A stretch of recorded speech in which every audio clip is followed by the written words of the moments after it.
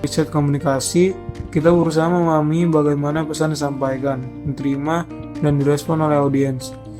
Ada dua pendekatan utama yang sering digunakan, kualitatif dan kuantitatif.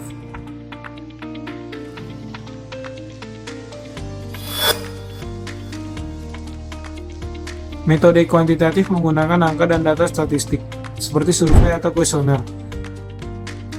Sedangkan kualitatif lebih menekankan makna dan pengalaman, misalnya melalui wawancara mendalam atau observasi. Kedua metode ini sering digunakan bersamaan untuk mendapatkan hasil yang lebih komprehensif dan akurat. Sebagai mahasiswa komunikasi, kami belajar bagaimana melakukan riset kecil seperti meneliti pengaruh konten TikTok terhadap perilaku belajar remaja.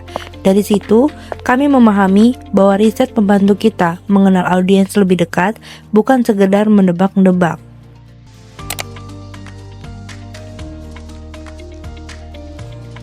Hasil riset juga bisa digunakan oleh perusahaan media, lembaga pemerintah, atau kreator konten untuk merancang pesan yang lebih tepat sasaran.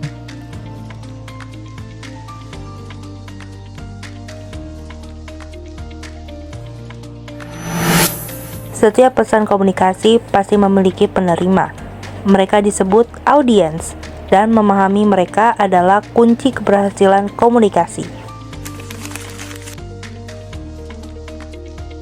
Sebagai pengguna media, aku sering lihat banyak iklan dan kampanye sosial di media sosial. Kadang ada yang menarik banget, kadang juga membosankan. Menurutku, yang paling ngena itu kalau pesannya sesuai sama pengalaman dan gaya hidup kita.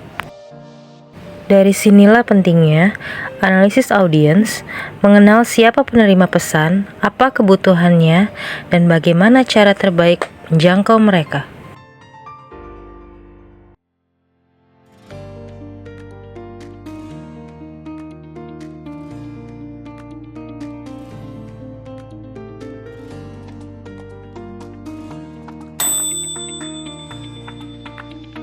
Efek komunikasi adalah hasil dari pesan yang disampaikan. Ada 3 jenis efek utama: kognitif, pengetahuan, afektif, emosi atau sikap, dan konatif, perilaku. Misalnya, sebuah kampanye kesehatan bisa membuat masyarakat tahu pentingnya pola hidup sehat, kemudian peduli terhadap kesehatannya, dan akhirnya berubah perilaku menjadi lebih sehat. Itulah efek komunikasi yang berhasil.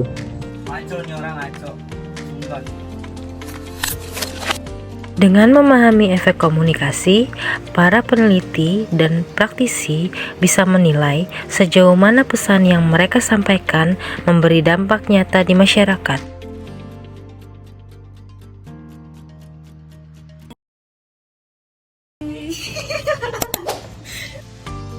Metode riset, analisis audiens, dan efek komunikasi adalah 3 pilar utama dalam memahami bagaimana pesan bekerja di dunia nyata.